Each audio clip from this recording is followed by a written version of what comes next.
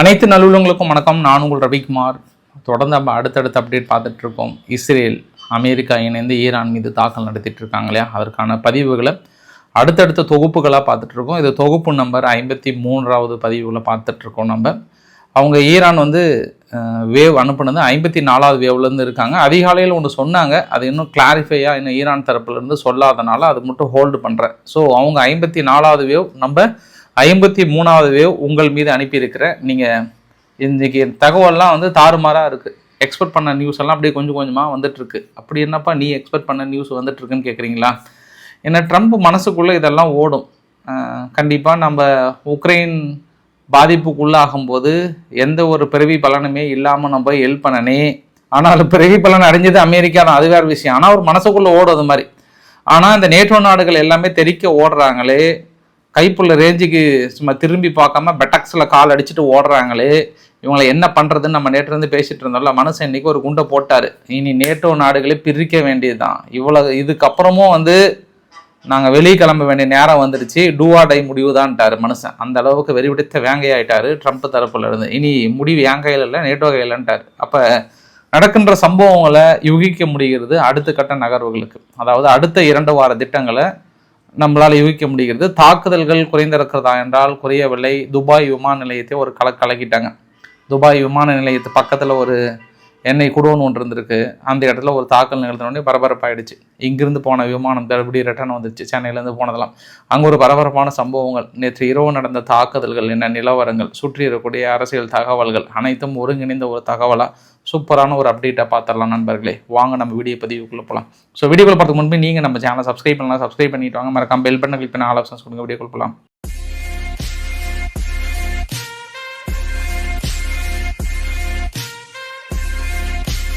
நெதன்யாஹு அவர்கள் மறுபடியும் ஒரு வீடியோ பதிவு வெளியிட்டு இருந்தாங்க. இன்னும் அதுக்கு சர்ச்சை இல்லை. அதனால் நான் மறுபடியும் அந்த டாப்பிக்கை பற்றி நான் பேச விரும்பலை. ஏன்னா அவர் குடிக்கும்போது அந்த கப்பில் இருந்த காஃபி கீழே ஊற்றலை, அப்புறம் அது குறையவே இல்லை. அதனால் இதுவுமே ஏஐ வீடியோ தான்ற மாதிரி தான் தொடர்ந்து இன்னொரு பக்கம் கிளைம் பண்ணிகிட்டே இருக்காங்க நிறைய ஊடகங்கள்லாம் பட் அவர் முடிச்சுட்டு வெளியே வரும்போது ஒரு பொண்ணு அவர்கிட்ட ஃபோட்டோ எடுத்து இன்ஸ்டாகிராமில் வெளியிட்டு இருந்த பதிவும் பார்க்க முடிஞ்சுது. அவங்க இன்னொரு லேடி தனது இன்ஸ்டாகிராம் பதிவில் நான் இன்றைக்கி நெதன்யாஹு கூட ஃபோட்டோ எடுத்திருந்தேன்னு சொன்னாங்க. 2 மணி நேரத்தில் கிட்டத்தட்ட 765 பக்கம் லைக் வந்திருக்கு அவங்களுக்குன்ற மாதிரிலாம் பார்க்க முடிஞ்சது. சரி, இனியும் நான் ஒரு தேவையில்லாத விஷயத்துக்கு ரொம்ப நான் முக்கியத்துவம் கொடுக்காம ஒரு 2 நாள் ஹோல்டு பண்ணுங்கள். இருக்கிற உண்மைத்தன்மை என்னன்றது கிடைச்சிரும். அது வரைக்கும் ஹோல்டு பண்ணுங்கள். நம்ம மற்ற பிரதான விஷயங்களை நம்ம பெரிய அளவுக்கு பேச வேண்டியது இருக்கிறது. துபாய் விமான நிலையம் அதிகாலை ஒரு 4 மணி இருக்குன்னு சொல்கிறாங்க, 4 to 5ன்னு சொல்கிறாங்க. அந்த நேரத்தில் ஒரு தாக்குதல். ஆனால் துபாய் விமான நிலையத்தின் மீது தாக்குதல் இல்லை. துபாய் விமான நிலையத்தின் பக்கத்தில் ஒரு எண்ணெய் கிடங்குகள் ஒன்று இருக்குது. அந்த எண்ணெய் கிடங்குகள் மீது ஒரு ட்ரோன் தாக்கல் நிகழ்த்தி இருக்காங்க. பற்றி எறிகின்ற பதிவுகளை பார்க்க முடியுது. இந்த ட்ரோன் தாக்கல் நடக்கிறதுக்கு முன்பே இஸ்ரேல் ஸ்டைலில் நேற்றிலிருந்து ஈரான் ஃபாலோ பண்ண ஆரம்பிச்சிட்டாங்க. எந்த பகுதியில் தாக்கல் நடத்துகிறோமோ அந்த பகுதியெல்லாம் வெளியேறுன்னு சொல்கிறாங்க.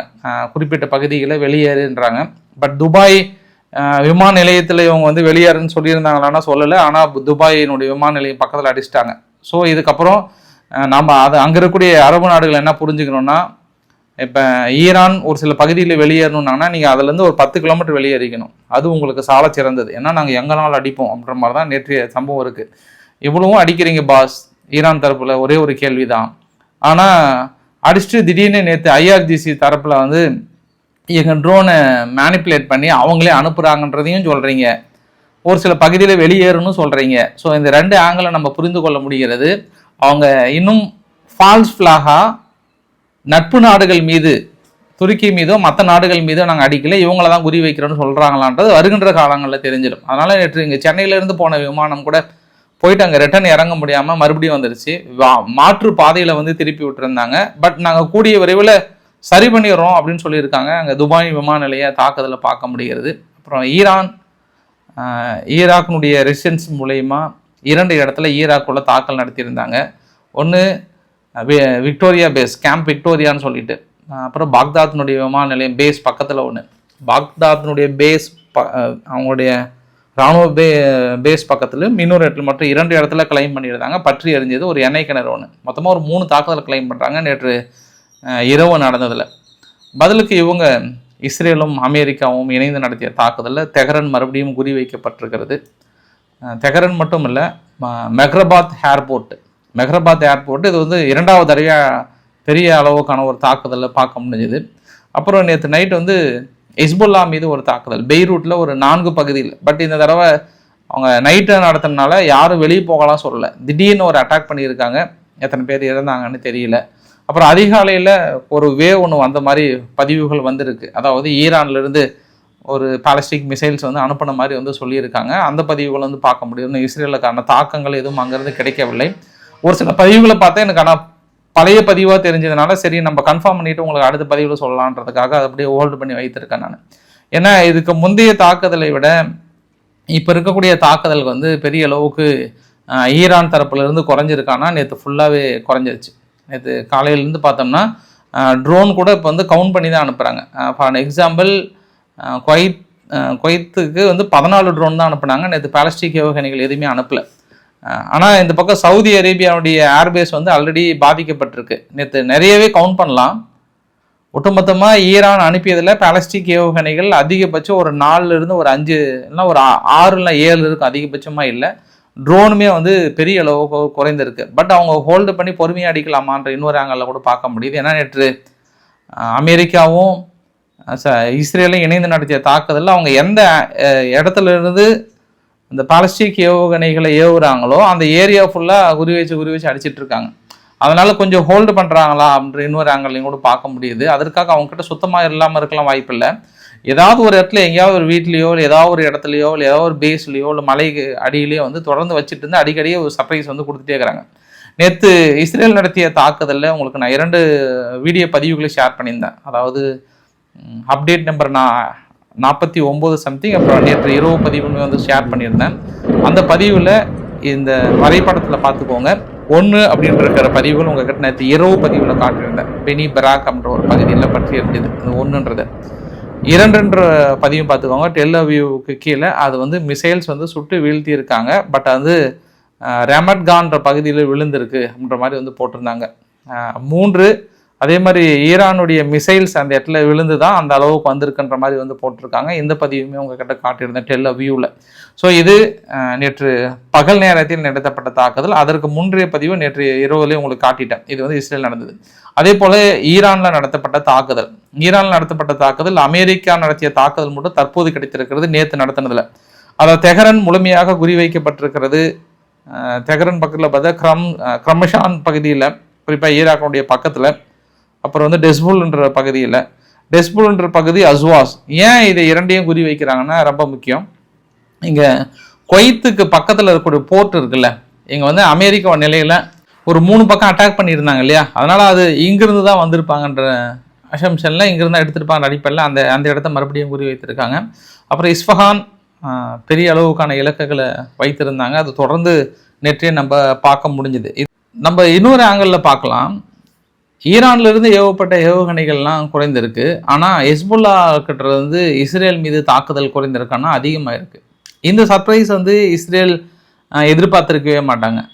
அந்த பக்கம் குறைஞ்சிடுச்சு, ஆனால் இந்த பக்கம் ஹிஸ்புல்லா கிட்ட இருந்து குறையல. அதனால தான் லெபனான் மீது கடுமையான தாக்குதல் நிகழ்த்துவதற்கான இன்னொரு காரணம் என்னென்னா, இந்த பதிவு பார்க்குறீங்கல்ல, இதில் மார்ச் 1ஆம் தேதி ஃபஸ்ட்டு 1 அனுப்புகிறாங்க, மார்ச் 2ஆம் தேதி 2 தான் அனுப்புகிறாங்க, அப்புறம் மார்ச் 3ஆம் தேதி 13 அனுப்புனாங்க.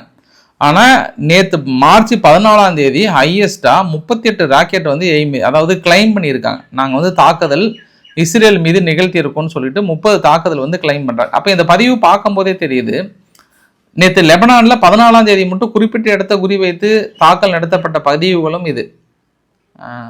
எல்லா இடத்தையும் வந்து மேக்ஸிமம் டார்கெட் வச்சுருந்தாங்க. கிரவுண்ட் ஃபோர்ஸ் மூலிமா அடிக்கிறாங்க, ட்ரோன் மூலிமா அடிக்கிறாங்க. அவங்களும் என்ன பண்ணுறாங்க, லெபனான் தரப்புல என்ன பண்ணுறாங்கன்னா 3 விதமான அட்டாக் வந்து ஃபாலோ பண்ணுறாங்க. ஒன்று வந்து அவங்க கிட்ட ராக்கெட் அட்டாக் பயன்படுத்துகிறாங்க. கடைசி மார்ச் 14ஆம் தேதி யூஸ் பண்ணது வந்து ராக்கெட் அட்டாக்கு. அடுத்தது வந்து மிசைல் அட்டாக்கு யூஸ் பண்ணியிருக்காங்க. அப்புறம் ட்ரோன் அட்டாக்கு யூஸ் பண்ணியிருக்காங்க.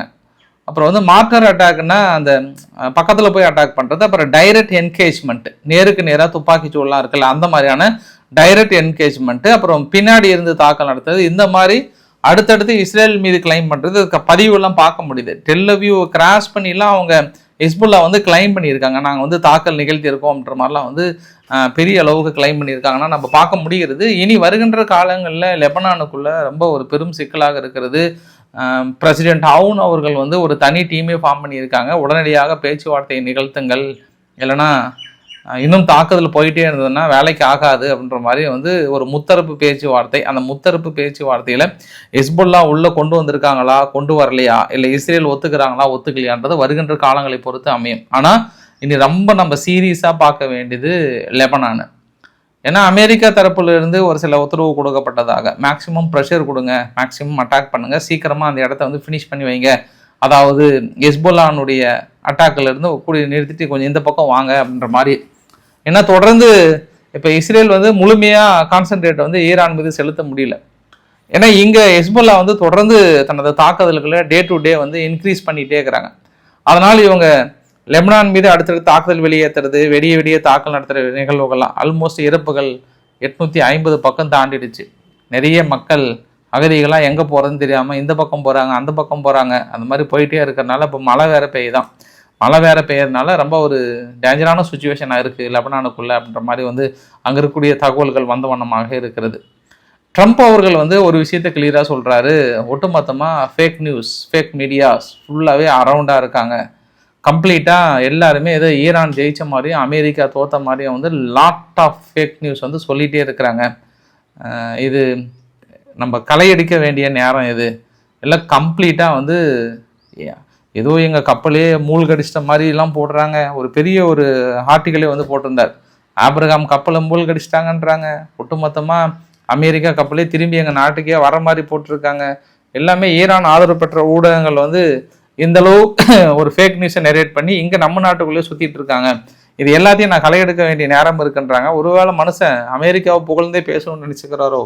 அவர் சொல்கிற ஆங்கிளில் பார்த்தா அமெரிக்காவை மட்டுமே புகழ்ந்து எழுதணும், இவங்க வாங்குற அடியெல்லாம் எழுதவே கூடாதுன்னு நினைக்கிறாரா அப்படின்னு தெரியல. நீங்கள் வாங்கிட்டு இருக்கீங்கல்ல, உங்களோட நிலைகள் பெரிய அளவுக்கு பாதிக்கப்பட்டிருக்குல்ல, அதையெல்லாம் எப்படி அவங்க சொல்லாமல் இருப்பாங்க? சவுதி அரேபியாவுடைய பேஸ்லேருந்து எல்லா பேஸும் அவங்களுடைய ராக்கெட் தாக்கல் நிகழ்த்தி இருக்காங்க. அவங்களுக்கு கோவமே வந்து Washington post, New York post, financial times இவங்க மீது தான் பெரிய அளவுக்கான கோவமே. இவங்க சென்காம் வந்து இல்லைன்னு மறுத்தா கூட அவங்க ஒரு சில புகைப்படங்களோட சேட்டலைட் இமேஜஸ்லாம் கிடைக்குதுன்ற மாதிரிலாம் வந்து போட்டிருந்தாங்க. போதாத குறைக்கு நீ சீனாவுடைய சேட்டலைட் என்ன பண்ணிட்டாங்க, அமெரிக்காவுடைய போர் கப்பல் வந்து 1100 கிலோமீட்டர் தள்ளி இருந்து தான் இவங்க தாக்கல் நிகழ்த்திட்டு இருக்காங்க அப்படின்ற, அவங்க பக்கத்துலலாம் இல்லை அப்படின்ற மாதிரி வந்து சொல்லியிருந்தாங்க. அதனால் இந்த மாதிரியான விஷயங்கள்லாம் தொடர்ந்து வரதுனால மனுஷன் வந்து கொஞ்சம் டென்ஷன் ஆகிட்டாரு. கூடிய வரையில நான் வந்து ஒழுங்குபடுத்த போகிறேன் அப்படின்ற மாதிரிலாம் வந்து சொல்லியிருக்காங்க. என்ன விதமான ஒழுங்குபடுத்த போகிறாங்க அப்படின்றது தெரியல. அதை பார்த்துருந்து கவனிக்க வேண்டிய ஒரு விஷயமாக இருக்கிறது. அதே சமயத்தில் நீங்கள் வந்து விக்டரியை வந்து டிக்ளேர் பண்ணுறீங்களா அப்படின்னு கேட்கப்பட்டதுக்கு, இப்போ நான் விக்டரியை டிக்ளேர் பண்ணல, சப்போஸ் நான் அதாவது ஜெயிக்கிறத நான் அனௌன்ஸ் பண்ணிவிட்டு வெளியே வந்தேன் அப்படின்னா அடுத்த இன்னும் 10 வருஷத்தில் இதே நிலைமையில தான் நிற்பாங்க. அதனால் நாங்கள் ஏதாவது ஒன்று முடிச்சுட்டு தான் வரணும், முழுமையாக அது கண்ட்ரோலுக்குள்ளே கொண்டு வரணுன்றாங்க. ஸோ அந்த டேம் மாறி இருக்குது. அந்த 2 நாள் அந்த கொஞ்சம் லீவுக்கு போயிட்டு வந்தார் இல்லையா, அந்த 2 நாள் போயிட்டு இப்போ திங்கக்கிழமை வந்து இறங்கினார் இல்லையா, இப்போ இறங்கும்போது இப்போது இந்த வாரத்தோட ஸ்டேட்மெண்ட் என்னன்னா, இன்னும் 2 வாரம் தொடரும், முழுமையாக டிஸ்மேண்டில் பண்ணுறதுக்கான முழு முயற்சியில் எடுக்கிறோன்றாங்க. அதற்கு தான் ஐஆர்ஜிசியினுடைய ஸ்போக் பர்சன் என்ன சொன்னார்னா, நீங்கள் தான் எங்கள் நேவி அழிச்சிட்டிங்க, எங்கள் வான்பரப்பு அழிச்சிட்டிங்க, எங்கள் ராக்கெட்டை அழிச்சிட்டிங்க, வாங்கலை கொஞ்சம் ஸ்டேட் ஆஃப் ஹார்முஸ் பகுதி பக்கம் வாங்கலை, நாங்கள் அழிஞ்சிட்டோமா இல்லையா நாங்கள் காட்டுறோம் கொஞ்சம் அப்படின்னு அவங்க சொல்கிறாங்க. இன்றைக்கி காலையில் ஆஸ்திரேலியா என்ன சொல்லிட்டாங்கன்னா, நாங்கள் எதுவுமே இப்போதைக்கு ஸ்டேட் ஆஃப் ஹார்முஸ் பகுதி அனுப்பலை, எந்த கப்பல்களுமே அனுப்பலை, நாங்கள் வந்து ஹோல்டு பண்ணிட்டோன்ட்டாங்க. அப்போ இத்தாலி இங்கேருந்து கைப்புள்ள ரேஞ்சுக்கு வந்து கிளம்பிட்டாங்க, கைப்புள்ள கிளம்பு அப்படின்ற மாதிரி வந்து இங்கேருந்து ஓடிட்டாங்களா. அப்புறம் ஃப்ரான்ஸும் வந்து வரேன்னு சொல்லிட்டு வரலையா, ஆஸ்திரேலியாவும் வரலையா, யூகேவுமே என்ன பண்ணுறாங்கன்னா ஒன்லி பொஜக் மோடு தான், ஒன்லி டிஃபென்ஸ் மோடு தான். அங்கேருந்து வர்றது ராக்கெட்டை வந்து திருப்பி அனுப்புகிறாங்க. அதுவும் இப்போ ஃப்ரான்ஸ் வந்து டிஃபென்ஸ் மோடு கூட இல்லை, டோட்டலாகவே வந்து இப்படி கை கட்டிக்கிட்டாங்க, அடிக்கிறதுனா அது அடி கூட அடிச்சுக்கோங்க, நாங்கள் வந்து எந்த மோடு இல்லைன்ற மாதிரி வந்து சொல்கிறாங்க. இதையெல்லாம் பார்க்கும்போது ட்ரம்ப் அவர்கள் நேற்று ஒரு ஆடியோ ஒன்று வெளியிடுறாரு. தனது பதிவுமே வந்து நியூஸில் பேட்டி கொடுக்கும்போது ஒன்று தான் சொல்கிறாரு, உக்ரைன் பாதிக்கப்பட்ட போது, உக்ரைன் வந்து ரஷ்யா தாக்கல் நிகழ்த்தும் போது ஐரோப்பா நாடுகள் நேரடியாக பாதிக்கப்படுகிறது என்ற ஒற்றை எண்ணத்திற்காக எங்களுக்கு நயா பைசா புரோஜனம் இல்லைனா கூட நாங்கள் ஓடி போய் ஆயுதங்கள் கொடுக்கறதுலேருந்து இன்று வரை போராடி நின்று உங்களை காத்து கொண்டிருப்பது ஜெலன்ஸ்கி இல்லை, நாங்கள் கொடுக்குற ஆயுதம் தான். அப்போ உங்களுக்கு ஒன்று கஷ்டம்னா நான் வந்து உதவி பண்ணுறேன். ஆனால் அதே எங்ககிட்ட வந்து நீங்கள் ஸ்ட்ரெயிட் ஆஃப் ஹார்முஸ் பகுதி வாங்க அப்படின்னா வரமாட்டேன்றீங்க. இல்லை இன்னொரு பாயிண்ட் பிடிச்சிக்கலாம் நம்ம கப்புன்னு. அப்போ நீங்கள் கஷ்டமா? நீங்கள் தான் ஜெயிச்சிட்டுன்னு சொல்லிட்டீங்களே, நீங்கள் தான் ஈரானை எதிர்த்து வின் பண்ணிட்டீங்களே, அவங்க எல்லாத்தையும் அடிச்சிட்டிங்களே, கஷ்டமான இன்னொரு கேள்வி இந்த இடத்துல வைக்க முடிகிறது. அது நம்ம நேரடியாக போய் உழுக்க முடியாது, கேட்கவும் முடியாது. அதனால் நான் சொல்கிறேன். இப்போ விஷயத்துக்கு வரலாம். இப்போ அதனால் நேட்டோ நாடுகளே வந்து ஜாயின் பண்ணுங்க அப்படின்ற மாதிரிலாம் வந்து திடீர்னு சொல்லிட்டாங்க. அப்போ நேட்டோ நாடுகள் என்ன பண்ணுவாங்க? வருமா, முடிவு எடுக்குமா, எடுக்காதா அப்படின்றத இனி நம்ம பொறுத்திருந்து பார்க்க வேண்டிய ஒரு தகவலாக இருக்கிறது. ஏன்னா இப்போ நேட்டோ நாடுகள் டூ ஆர் டை கான்செப்ட் தான்.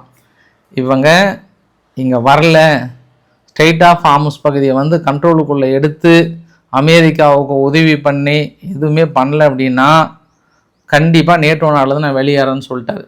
ஆனால் பிறவி பலன் அடைஞ்சது யாருன்னா இப்போ ஐரோப்பா ஃபுல்லாக ரஷ்யா கிட்ட வாங்கிட்டு இருந்தாங்க எண்ணெய் மீதி எல்லாத்தையும் 80% வாங்கிட்டு இருந்தாங்க. இப்போ இவங்க போயிட்டு உக்ரைனுக்கு உதவி பண்ணதுனால, அமெரிக்கா உதவி பண்ணதுனால அந்த 80% அமெரிக்கா கிட்ட வாங்குறாங்க. இன்னைக்கு விளையாடுனதில் கூட கொளுத்த லாபம் அடைகிறது வேறு யாருமே கிடையாது, நீங்கள் தான். வேறு யாரும், அமெரிக்கா மட்டும்தான் லாபம் அடைஞ்சிருக்காங்க. இதெல்லாம் நம்மளுக்கு பாயிண்ட் தெரியுது பாஸ், நம்ம பேசலாம். இதெல்லாம் பிரான்ஸ் அதிபர் மேக்ரன் அவர்களையோ இல்லை மற்ற நாடுகளையோ போய் பேசுவாங்களா? இல்லை பெரிய அண்ணனை எதிர்த்து கேட்டுட முடியுமா? அது ரொம்ப ரிஸ்க்கு தான். நேட்டோ வெளியேறிச்சுனாவே அங்கே வந்து ரஷ்யா ஒரு குஷி ஆகிடுவாங்க. எப்பா அந்த ஏரியாவில் யாரோ ஒருத்தர் எதிர்த்து பேசுனீங்களாமே, ஓகே நீங்கள் வாங்க, ஃப்ரான்ஸ் நீங்கள் வாங்க அப்படின்னு தான் பேசுவாங்க. இப்போ அந்த பக்கம் ஸ்ட்ராங் ஆகிடும். அது பின்லாந்தனுடைய ஸ்டப்பெல்லாம் இருக்கிறாருல்ல, அடடடடடடட பின்னாடி ட்ரம்ப் வந்து அந்த டிஷர்ட் இழுத்து பிடிச்சிக்கிட்டாரு. விட்டு தலைவா, நம்ம அடிச்சுட்டு வரோம், விட்டு தலைவா, விடு விடு அப்படின்னு அப்படியே பயங்கர மாதிரி பொங்குனாங்க. இப்போ பொங்குங்க. இப்போ ரொம்ப இங்கே ஈரானுக்குள்ளே ரிஜிம் சேஞ்ச் வரல, ஐரோப்பாவுக்குள்ள ரிஜிம் சேஞ்ச் வருகிறது. அங்கே அமெரிக்காவுக்குள்ள ரிஜிம் சேஞ்ச் வந்து விடுமா, ஈராக்குக்குள்ள வந்து விடுமான்ற பெரிய ஒரு இந்த 2வது வாரம் 3வது வாரம் வந்து ஒரு பொலிட்டிக்கல் சேஞ்சஸை வந்து பார்க்க முடியுது. ட்ரம்ப் அவர்கள் இன்னொரு வார்த்தையும் சொல்றாரு, சீனாவுக்கு 90% போகுது, எங்களுக்கு ஒரு 1-2% தான் வருது, ஐ டோன்ட் கேர், சீனா வரட்டுமே, ஏன் நாங்கள் வந்து எங்களுக்கு மட்டும் என்ன தலையெழுத்தா என்ன அந்த ஸ்டேட் ஆஃப் ஹார்முஸ் என் கண்ட்ரோலுக்குள்ளே கொண்டு வரணுன்றாங்க. அப்போ சீனா கேட்டாங்க, எங்களை கேட்டு தான் அடிச்சியா? நான் கேட்குறேன், எங்களை கேட்டு தான் அடிச்சிங்களா? இல்லை அடிக்கிறதுக்கு முன்னாடி என்கிட்ட ஏதாவது உத்தரவு வாங்கினீங்களா? போய் அடிக்க வேண்டியது. அடிச்சுட்டு மொத்தத்தையும் இழுத்துட்டு வந்து 7:30 கூட்டு வந்து விட்டுட்டு இப்போ வந்து அவங்க வரல இவங்க வரல அப்படின்னா யார் வருவாங்க? இதோ ஐரோப்பா நாடுகள் அவங்க கேட்க முடியாது, வேறு வழி இல்லை. இப்போ மார்க் ரோட்டே ஓடி வர்றார், அப்பா என்னப்பா உங்களுக்கு உதவி செய்யலாம், நான் யாருக்குப்பா நான் உதவி செய்வேன் அப்படின்னு சொல்லுவார். ஆனால் அங்கே ஸ்பெயின் இருக்காங்களா, பெட்ரோ சாண்டஸ் அவர்கள் என் பணத்தை தாண்டி தான் அந்த பக்கம் போகணுன்ட்டார், நான் நீண்டு படுத்துருவேன்ட்டார். இதுக்கப்புறம் ஒரே ஒரு சிங்கிள் எங்கள் ஏரியாவை கூட பயன்படுத்தக்கூடாது, அங்கேருந்து அமெரிக்க விமானத்தை கிளப்புன்றாரு. அப்போ ஸ்பெயின் அங்கேருந்து பிரித்து அமுச்சிருவீங்களா? இல்லை இத்தாலி வந்து நேற்றே சவாலாக சொல்லிட்டாங்க, எப்போ ஆளை விடுங்க நாங்கள் இதுக்கு வரலன்றாங்க, அப்போ அவங்கள பிரித்து அமுச்சிருவீங்களா? இங்கே ஒரு நாடு அடிக்க போயிட்டு ரஷ்யா தடையை நீக்கிறீங்க, எல்லாத்தையும் பண்ணுறீங்க. பொறுத்திருங்கள் மக்களே, ஜியோ பாலிட்டிக்ஸ் வேற லெவலில் மாறிட்டு இருக்கு. எல்லாமே ஈரானால இந்த அளவுக்கு ஒரு சேஞ்சஸ் ஆகுன்னு எதிர்பார்க்கவே இல்லை. இனி வருகின்ற காலங்கள் அந்த அளவுக்கு பார்க்கலாம். நேற்று கூட சவுதி அரேபியாவுடைய பின் சல்மான் அவர்கள் டைரெக்டாக ஈரானுக்கு ஃபோன் பண்ணி பேசினாராம், எப்பா என்னப்பா பிரச்சனை, வாப்பா பேசி தீர்த்துக்கலாம், எப்பா அப்படி சும்மா அனுப்பிட்டே இருக்கீங்க, நாங்களும் எத்தனை நாள் தான் பாயிண்ட் வரட்டும்னு பேசாமல் இருக்கிறது, சொல்லுப்பா ஏதாவது ஒரு முடிவு எடுத்து ஆகணும், இல்லைனா நாங்கள் அடுத்த முடிவு எடுக்கலான்ற மாதிரி வந்து பேசியதாக மறுவைத்த நபர்கள், ஊடகங்கள், ராய்டர்ஸ் போன்ற பத்திரிகையெல்லாம் வந்து சொல்கிறாங்க. இப்போ சவுதி அரேபியாவுக்கு என்ன ஒரு குஷி மூடுன்னா, இப்போ ஈரான் டவுன் ஆகிடுச்சு அப்படின்னா அடுத்தது இந்த அரபு நாடுகள் ஒரு கிங் மேக்கர் அப்படின்னா அது சவுதி அரேபியா தான், வேறு யாரும் கிடையாது, அவங்க தான். இப்போ ஏற்கனவே அது வந்து ஒரு இன்டர்னல் யுத்தமாகவே போயிட்டு இருந்தது, ஒரு மறைமுகவார், சவுதியா ஈரானா, அந்த மறைமுகவார் இருந்துகிட்டே இருந்தது. ஏன்னா சவுதியினுடைய பழைய வீடியோலாம் 1990க்கு முன்னாடி இருக்கிற வீடியோலாம் பார்த்தோம்னா காமேனி அவர்களுக்கு எதிரான வார்த்தைகள் நிறைய சொல்லியிருக்கிறார். அவர் ஒரு சர்வதிகாரி, மக்களை கொன்று குவிக்கின்ற ஒரு நபர் அப்படின்ற ஒரு வார்த்தையெல்லாம் இப்போ இருக்கக்கூடிய தலைவரை சொல்லியிருக்கிறார். பழைய வீடியோலாம் நம்ம நோண்டி எடுக்க வேண்டாம், ஏன்னா இங்கே இருக்கக்கூடிய லோக்கல் அரசியல் மாதிரி ஆகிடும். அதனால அவரு மனசுக்குள்ள வச்சிருப்பாரு, இப்போ வந்து அவங்க வீழ்ந்துட்டாங்கன்னா அண்ணன் போனால் தென்ன காலி ஆகுன்ற அடிப்படையில் ஈரான் காலி ஆச்சுன்னா சவுதி வந்து அடுத்து நீங்காத மன்னனாக இருப்பார், சவுதிக்கு மேலே அமெரிக்கா இருக்கும், அவங்க சொல் பேச்சு வந்து எல்லாத்தையும் தனது கட்டுக்குள்ளே கொண்டு வைத்திருப்பாங்க. ஆனால் இணை நிறுவனங்கள் எல்லாமே பெரிய அடி, திரும்பியும் அவங்க மீண்டு எழுறதுக்கு கொஞ்சம் நாள் ஆகும். இத்தனை நாள் பெரிய லாபம் பார்த்த இந்த அரபு நாடுகள் எல்லாமே வந்து அடுத்த இன்னும் 3 வாரத்துக்கு உங்களால் ஒன்றும் பண்ணுறதுக்கு இல்லை, அப்படியே கம்ப்ளீட்டாக ஓல்ட் ஆகிடும். அதை நம்பி இருக்கக்கூடிய இந்தியா போன்ற நாடுகளும் பெரிய பாதிப்புக்குள்ளாகும். ஏனென்றால் இந்த வரைபடத்தை காட்ட விரும்புகிறேன். இந்த வரைபடத்தை பார்த்தீங்கன்னா கிட்டத்தட்ட UAE தான் அதிகமாக இருக்குது. 313 மிசைல்ஸ், 1606 ட்ரோன் அனுப்பியிருக்கிறாங்க. குவைத்துக்கு 243, 473 ட்ரோன் அனுப்பியிருக்காங்க. சவுதி அரேபியாவுக்கு 300 ட்ரோன் அனுப்பியிருக்காங்க, 34 மிசைல்ஸ். பக்ரைனுக்கு 212 drone, 125 missiles. Qatar 170 missiles, 81 drone. Oman தான் கொஞ்சம் கம்மியாக அனுப்பிச்சிருக்கிறாங்க. அப்போ இதெல்லாம் நம்மளுக்கு பார்க்கும்போதே தெரியுது இல்லை. அதுவே இந்த அட்டாக்லாம் பார்த்தோம் அப்படின்னா ஃபஸ்ட்டு UAE வந்து அதிகமாக டார்கெட் வச்சாங்க, இப்போ குறைச்சிக்கிட்டாங்க. இப்போ வந்து சவுதி அரேபியாவை அதிகம் பண்ணுறாங்க. அந்த பாயிண்ட் நோட் பண்ணுங்க. சவுதி அரேபியா, பக்ரைன் வந்து ஃபர்ஸ்ட் அதிகமாக டார்கெட் வச்சாங்க ஆரம்ப கட்டத்தில், இப்போ வந்து குறைச்சிக்கிட்டாங்க. இப்போ முழுமையாக அவங்க வந்து சவுதி அரேபியாவுக்கு கான்சன்ட்ரேட் பண்ணுறாங்க. அப்போ நம்ம இன்னொரு ஆங்கிள் என்ன நம்மளால புரிந்து கொள்ள முடிகிறது என்றால், சவுதியை தொடர்ந்து தாக்குதல் நடத்த ஹவுதிகள் வந்து இன்னும் ஏன் ஹோலில் இருக்கீங்க, கிளம்பி வாங்க அப்படின்றது சொல்கிறாங்களா? ஏன்னா நேற்று ஈரான் குறி வைத்தது 2 இடத்துல. ஒன்று ஹவுதிகள் உள்ள வரணும்னு நினைக்கிறாங்க, இன்னொன்று வந்து அங்கே காசாவுக்கு பக்கத்தில் வந்து இந்த 2-3 மிசைல்ஸ் நேற்று நைட் ட்ரை பண்ணதா சொல்கிறாங்க. ஒருவேளை காசா உள்ளே வராங்களா, ஹமாஸ் உள்ளே வராங்களா என்னன்னு தெரியல. அதுவுமே நம்ம பொறுத்து இருந்து பார்க்க வேண்டிய ஒரு தகவலாக இருக்கிறது. ஃபைனலாக இந்த வீடியோவோட நிறைவு பகுதியில் 3 விஷயத்தை பேசுகிறேன் நான். அலி ஷம்கானினுடைய இறுதி ஊர்வலம் நேற்று முந்தானேத்து நடந்த பதிவுகள் வெளியிட்டிருந்தாங்க. இவர் தான் காமேனியாவோட ரைட் ஹேண்டு. கிட்டத்தட்ட இவருக்கு பெருசாக வித்தியாசம் ஆகுது. இவர் வந்து பிரித்து பார்க்க முடியாத அளவுக்கு மனுஷன் வந்து அவர் கூடயே வாழ்ந்திருந்தாராம். அவரோட மறைவு, இப்போ அலி காமேனியா அவர்களோட மறைவை எந்த அளவுக்கு மக்கள் இது பண்ணுறாங்களோ அந்த அளவுக்கு அவருக்கு இணையான ஒரு தலைவராக பார்த்தாங்க. அவருடைய இறப்பை அந்த மக்கள் ஏற்றுக்க முடியல. நேற்று அதனுடைய பார்க்க முடிஞ்சது. அதே மாதிரி நேற்று திடீர்னு கிளைம் பண்ணுறாங்க, IRGC கிரவுண்ட் ஃபோர்ஸுடைய தலைவர் பிரிகேட் ஜெனரல் கராமி அவர்கள் நேற்று இரவு குறிவைத்து தாக்கல் நிகழ்த்தப்பட்டிருக்கலாம் என்று சொல்லப்படுகிறது.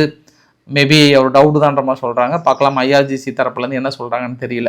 கிளைமேக்ஸில் கடந்த ஒரு 3-4 நாட்களாக பெட்ரோல் பஞ்சம் வருது, அதை வருதுன்னு சொல்லிட்டு மீடியாவில் ஓயாமல் போட்டுட்டு இருந்தீங்களே, இப்போ ஏதாவது நியூஸை கேள்விப்பட்டீங்களா? இல்லை. ஏன்னா இன்றைக்கி கூட அங்கே பங்களாதேஷுக்கு 45,000 டன் டீசல் ஏற்கனவே வழங்க இருந்தது. இப்போ 5,000 டன் டீசல் குழாய் வழியாகவும் வங்கதேசத்துக்கு வந்து இந்தியா வந்து அனுப்பி வைத்திருக்கிறதாம். ஏன்னா ஹோல்டு இருக்குது, அது இல்லாமல் ஒரு சில கப்பல் வந்து விடுறேன்னு சொல்லிட்டாங்க அப்படின்ற மாதிரி சொன்னாங்க. அப்போ இந்த பெட்ரோல்லாம் பிடிச்சி வச்சாங்கல்ல வீட்டில், சீக்கிரம் காலி பண்ணுங்கள், உங்களால் இப்போ சைடில் விற்கவும் முடியாது. தொடர்ந்து இந்த ஃபேக் நியூஸை நம்பி ஓடி போய் பிடிக்கிறவங்களுக்கு இதே தான். அதே மாதிரி கேஸோட பிரச்சனை என்ன தெரியல, ஆனால் அதுவும் கூடிய விரைவில் தீர்ந்துன்ற மாதிரி சொல்கிறாங்க. அதனால் அன்பார்ந்த வாக்காளர் பெருமக்களே, உங்களது பொன்னான வாக்குகளை முத்திரையிட்டு செலுத்தி கொஞ்சம் ஷேர் பண்ணி விட்டிங்கன்னா சிறப்பாக இருக்குன்னு நினைக்கிறேன். ஏன்னா இதுக்கப்புறம் நான் வந்து அன்பான வாக்காளர் பெருமக்களே என்று ஆரம்பிக்கலாம்னு நினைக்கிறேன் நான். ஏன்னா இது தேர்தல் நேரம். தேர்தல் நேரத்தில் கையை இப்படி காட்டினாலும் நீ அந்த கட்சி ஆடுவாங்க, இப்படி காட்டினாலும் எந்த கட்சி ஆடுவாங்க. அதனால் அதுவும் பண்ண முடியாது. அன்பார்ந்த வாக்காளர் பெருமக்களே, நன்றி, வணக்கம்.